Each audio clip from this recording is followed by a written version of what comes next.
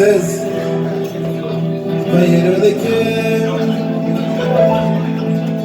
Hashem showed himself Baloi Mamre. Follow along.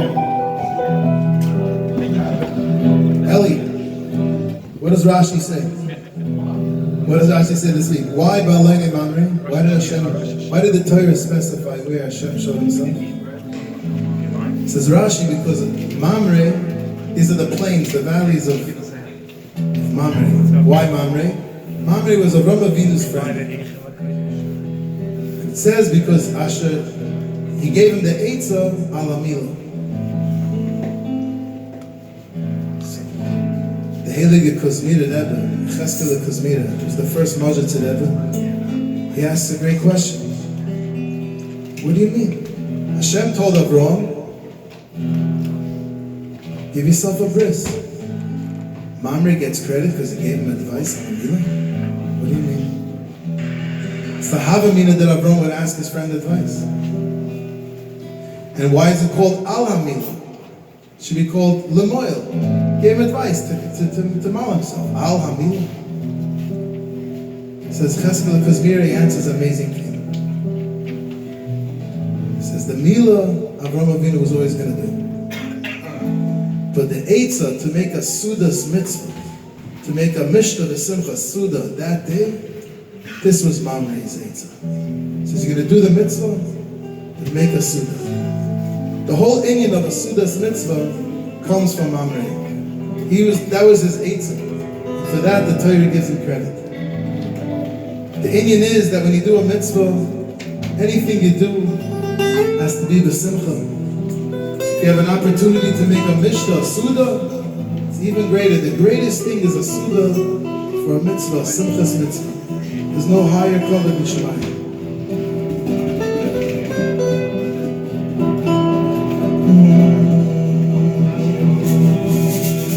There was once a Yid. He was very wealthy. He was the wealthiest Yid in Mezhevish. We know that the Baal Shem Tov lived in Mezhevish. This Yid, he was so wealthy, and then suddenly, he had a terrible Yerida. He became the city's biggest beggar. He would beg in the streets. He would beg outside every shul, every school, every grocery store. Gewalt, what a Yerida. He was once crying to the Baal Shem Tov. He says, Rebbe, what happened to me? I used to give so much tzedakah. I was so charitable. What happened?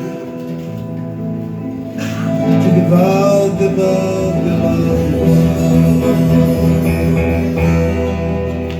Says the Baal Shem Tov, he says, do you remember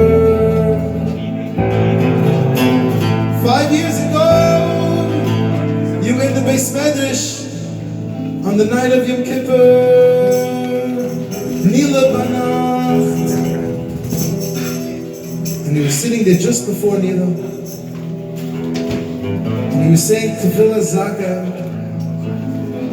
He would bring the Zaka, all the Netzitzim. He was trying to purify them and bring them back to Tshuva. And Heilig Yom Adin. And the minig is, the Hasidim in the old country, in Kippur, we don't feed the body. But the neshama, the soul, we don't want it to be hungry. So the inyan was that they used to pass around a shmek tabik. A tabik pishon. Hashem says, do you remember? It was Erev Yom Kippur. And you were the richest man in town. You were up by the Mizrach in the front. And you had your big silver snuff box. And everybody came around. Everybody was talking to you, and you had your talis on your head.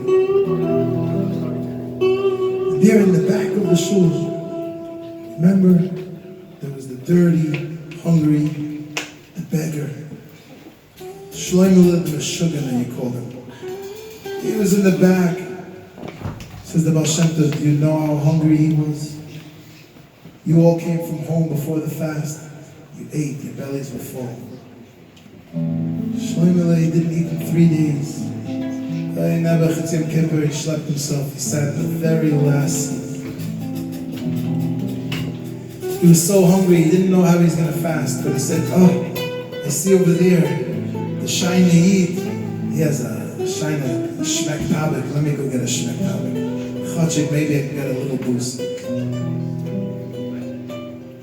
And he tapped you on the shoulder, and he picked up your head under your talis. And he looked and he saw him full of lice, schmitzig, didn't shower in a month. He smelled. He said, please, Yid, give me a shmek tabak. And he said, now? A shmek tabak now? No. And he went back on the talis. He showed him later. He said, Baal Shem Tov, I want you to know, at that moment, there was a mighty judgment. And in Shemayim they were done. That this Yid, he's going to take all your wealth. And you're going to take his place. This Yid, he heard this, he said, Rebbe, you're telling me that this guy has my money? How do I get it back?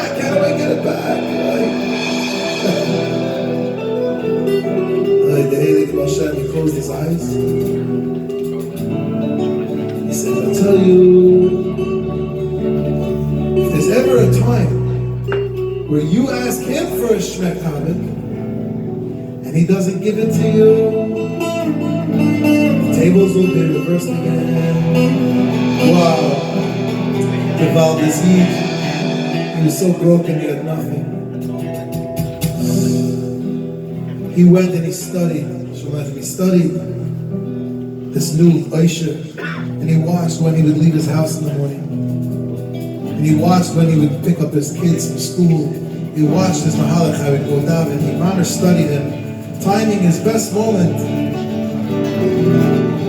And one day it was Erev Shabbos, and he sees the Yid, he's holding his hands full of bags, and his wife is in the window screaming, come on, Shlomo, come already. And he's holding his bags and his kids are schlepping him. And at that moment, the beggar jumps out behind the bush and says, can you give me a shmek tabak? He says, sure. Quickly puts down his bags, pulls out his tabak pishkin and says, here, Yid, enjoy it. Yid, shmek tabak, he went away. He says, no good. I gotta really catch him off guard. A few days later, he saw the Yid was running out of shul after davening, and it was pouring rain. And he was about to jump into his carriage, his wagon, where it was closed. And this beggar came out and grabbed him and says, Yid, can you give me a shmek tabak? He stopped in the rain. Rain was pouring on both of them. Took out his tabak, opened it up. The rain was dripping into the tabak. He says, here, my sweet Yid, please, my greatest pleasure. And so this Yid, in Mamash, wherever he could, he would go and ask this other Yid for a shmek tabak, hoping he can get a reverse of the judgment.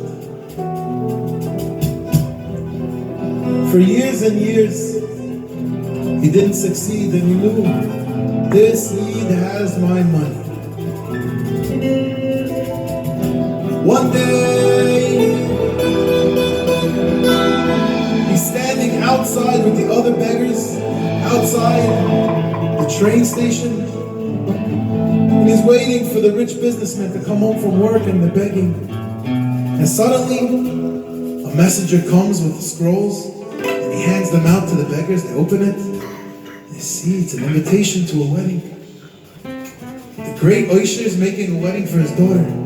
In those days, they knew it was a tremendous bracha for the chassan and kala to have aniyan, poor people at the wedding. Today, people don't think about it. invited all the hungry poor people, said, please come. Tomorrow night is the big wedding for the Oish's daughter. Whatever you need haircuts, you need clothes, you need a shower, come. Enjoy in the simcha. And the Oisha made a simcha, the whole town got ready. He goes, he comes to the wedding, and he says, this is going to be my chance. And he's waiting, he's timing it. And there finally, by the mitzvahs, and the uncles danced, and the father danced, and the brothers danced, and the chut danced. And finally, it's time for the Baal Simcha, the father of the Kala, to dance with his daughter.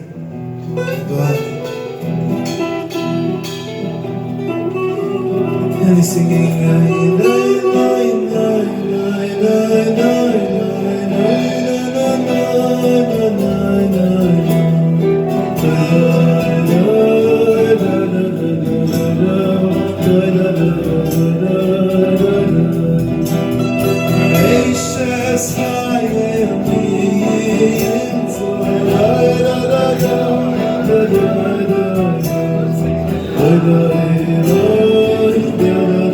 stop.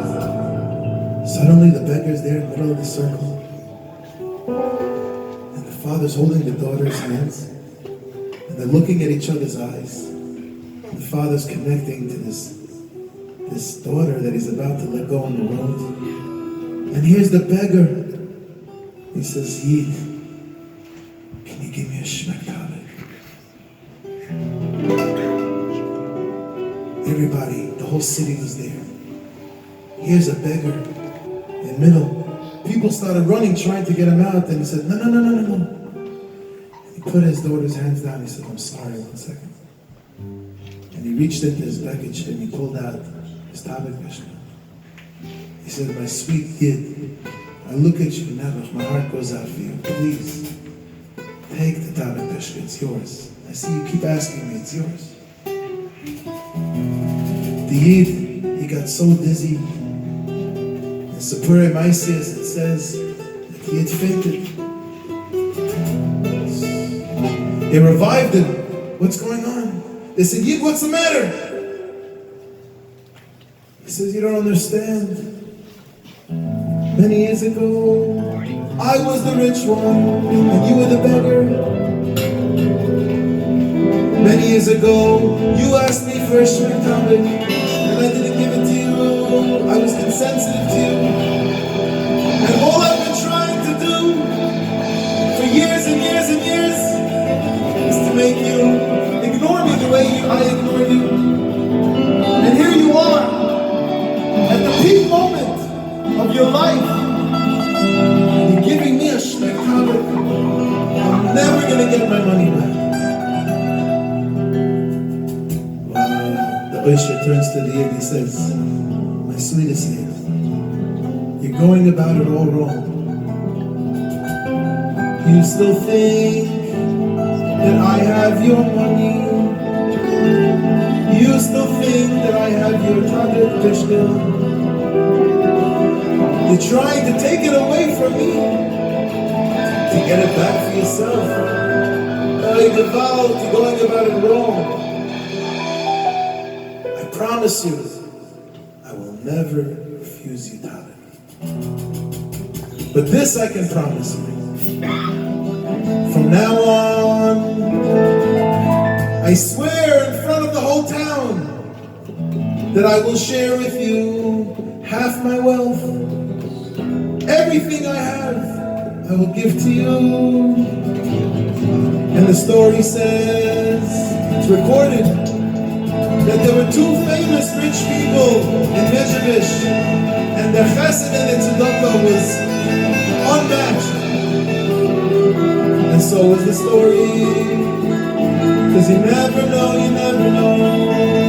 At that moment, you can be saving someone's life. In this week's parsha, we know Hashem came to visit Avram, but Avram left Hashem. He said, wait, achnos es archem. Rashi teaches us this week that Achnasas Archim, your fellow Yid, doing a toiva, a kindness, is greater than Kabbalah's Pnei Hashchina. Like we know that Shlomo told us in one of his greatest stories, the Holy Hunchback. He says, in the name of the Heilige Pietzatze,